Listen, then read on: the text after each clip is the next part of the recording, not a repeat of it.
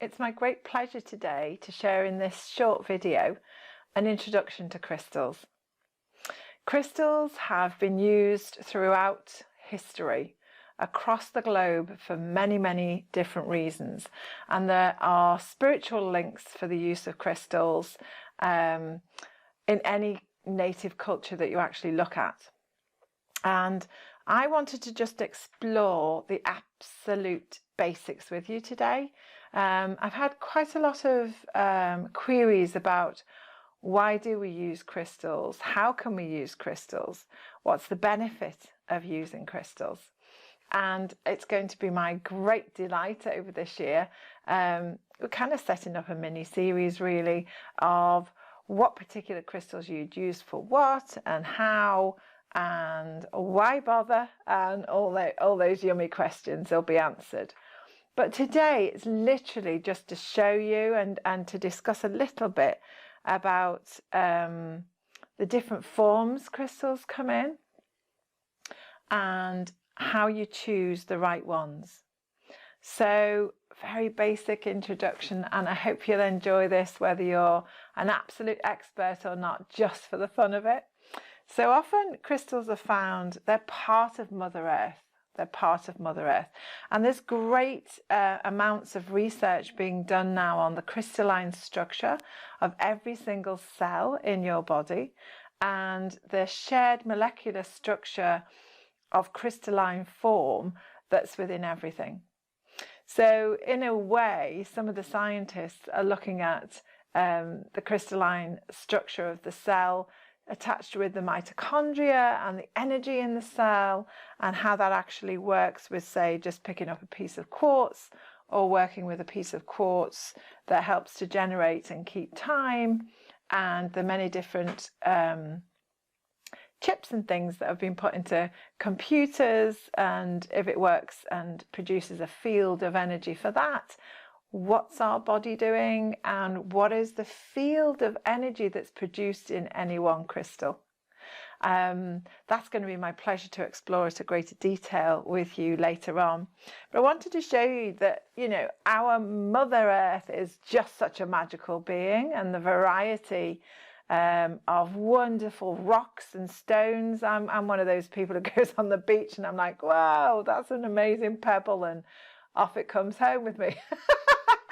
And this wasn't such a case. This was actually given to me as a wonderful present, and it's from Mexico, and so it's been delivered via various means from Mexico. And I just wanted to show you, because this one's been pre-opened, what treasures can lie within our rocks. Okay. And this one's actually a form of quartz. And just from a pure pleasure point of view, the sparkles and the light, the way it amplifies and plays with the different facets is just so beautiful. And basically it's rather heavy, so I'm going to actually put these down safely. Just to say, one of the names that are used for this sort of structure is a geode. It's like a cave, isn't it? A cave of crystalline wonder. Okay, so there's a good size example of that. And then this is a mini one. So you can see the rock. And then this one's been cut and then it's been polished. So you can see a tiny geode in there and a polished example. So we have many, and it leaves all sorts of rocky things around the table for me. So we have lots and lots of different examples for you here. And I don't want you to get overwhelmed by the different names and meanings. So we're going to keep this as simple as we possibly can. But I've got a selection here of spheres and an egg shape here, and some natural forms. So to carry on with the theme that we've started off with, the wonderful Mexican example, this is another natural form. So this is the rock that you would see as you are passing by. And then this has been opened, and it's just a piece of that geode that you've seen. And this is something called amethyst. Amethyst is often associated with the spiritual realm, but basically this is an amethyst. This is also an amethyst which is been put into a sphere. Amethyst is generally purple, but it's actually got quite a lot of quartz in it. It's off a quartz bed, and the purples vary greatly. You know, we've found some fabulous Indian examples which are very deep purple to the lighter purple, which is from Brazil. From a vibrational energy point of view, it matters where your crystals come from, because obviously different countries have different energetic makeup and therefore hold a different energy, even if it's the same crystal. This one is called zincite. This one I thought was rather wonderful and interesting. It's called desert rose. So examples basically here of the spheres are smoky quartz. This one's called selenite, aragonite, carnelian. It's a beautiful calcite, and rose quartz here. Rose quartz is, there's some main crystals that most people start off with as a selection when they're starting their collection for use in the energy field. And one is quartz, and this is an example of a point quartz, and this is an example of a tumblestone quartz. Every single crystal pretty much you can usually get in tumblestone form. It's the least expensive way generally of actually buying crystals, and quartz is also the least expensive generally, along with agate. And then, so this is, that would be your quartz, and then you'd have your rose quartz. Most people will have an amethyst, and then they'll go for some sort of like grounding stone, which amongst this might well be smoky quartz, which is a great example there. So if you were starting off with just a selection of 4, that would be my recommendation from historical use.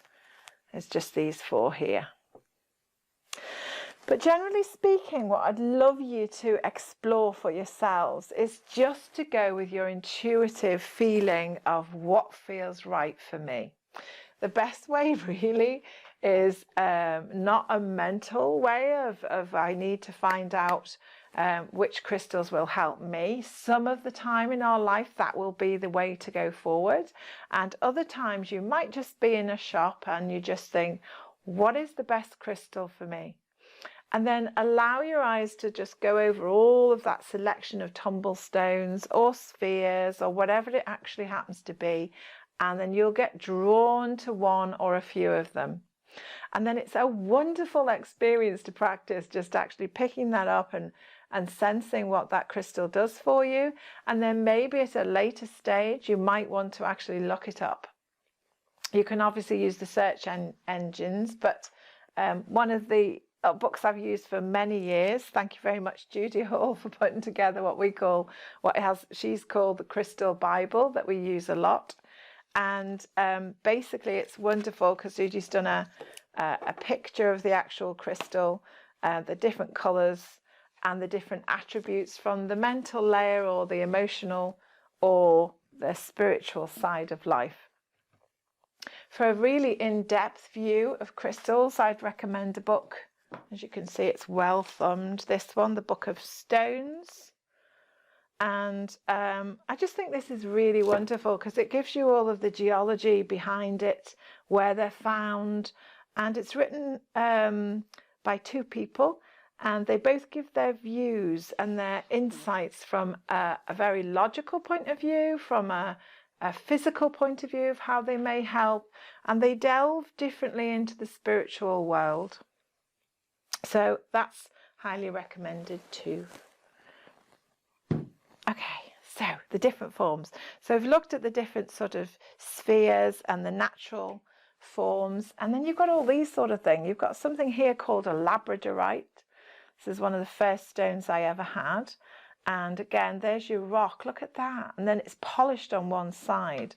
And I'm not sure how much will come up here on the actual filming side of things, but it's an iridescent blue and a golden sheen. So you can get it in the blue, and you can also get golden labradorite. It's a very, very protective stone, that one, known for protecting the third eye and such things. There's an example again of your selenite, and you can get it in different shapes. This is thought to connect us to the angelic realm. You can get different forms of quartz. This is apophyllite, and this is used by a lot of people in the Reiki world. This is a tangerine quartz. Okay. And this is my favourite quartz that happens to be in my, well, I have it at my place when I'm doing all my sessions and my healing work. That quartz stays with me. And I love this because I'm an Aquarian and I like sparkly things. Apparently that goes with Aquarians. And it's just the facets, it's the detail. I'm a very detailed person. I just love the way the light actually plays on the many different facets within this quartz. And, you know, you can get lots and lots of different quartz crystals that have within it sort of rainbow colours and pick up the rainbow colours and many other attributes. So another crystal lots of people get attracted to is tiger's eye. And this is an example of tiger's eye. You can get some forms now that they just call worry stones. It's almost in this shape, and sometimes it's got a bit of a groove in to allow your thumb to naturally fall into that space, or just to hold it and to allow yourself to let go of your worries. Okay, this one's called pyrite and comes in all sorts of geometrical designs. And then this is a wand, an example of a wand. This is where people would use it sometimes to take negative energy out and to replace it with good. And then it comes in all sorts of ways. This is one of my favourites as well. This is gorgeous. This is fluorite. It absorbs stress. And sometimes they're more green and sometimes they're more purple. And I think this angel is a great example of fluorite where you can get it in lots of different colours. That's more of the spectrum. And this fluorite one has been made into a tea light. So it's beautiful to see it lit and playing with the different greens in the depths. There's one over here which is called New Jade. Serpentine is its name, and jades are always thought to bring good luck. And then you can get little ones here which are there's like an amethyst Buddha and a jasper Buddha. Jasper is one of the stones that's known as a supreme nurturer. And then you get all sorts of funky little things going on. You might have a serpentine little pig, and then there's an agate penguin. And yeah, and a lovely different form of jasper, which is a duck in this case. So it's a lot of fun, guys. This is an example of a beautiful, clear, natural citrine. So it's just an example of a tiny, tiny, tiny, tiny view of the beginning of crystals. They come in lots of shapes, lots of sizes. And the best thing for you to do is just to allow your intuition to guide you into what that actually is, whether you want the duck or you want a sphere or an angel or a Buddha or a rock. You know, it doesn't matter, because the emanations that come from any of these will still work for you, with you, and on behalf of the planet and itself, no matter its size, its shape, or anything else. There are some natural shapes that go together to bring in sacred geometry when you're using it for healing, which we'll get onto in our little mini series. But the first, most basic idea of crystals is go for the one that you love. Choose through love, through pleasure, through attraction. And you can never go far wrong with that. Okay, I hope you enjoy your crystal journey from the beginnings and all the way through to the complex and wonderful structures that they emanate and they supply you with. Have a lot of fun, and I'll see you on the next part of the series. Lots of love, soul to soul. Bye for now.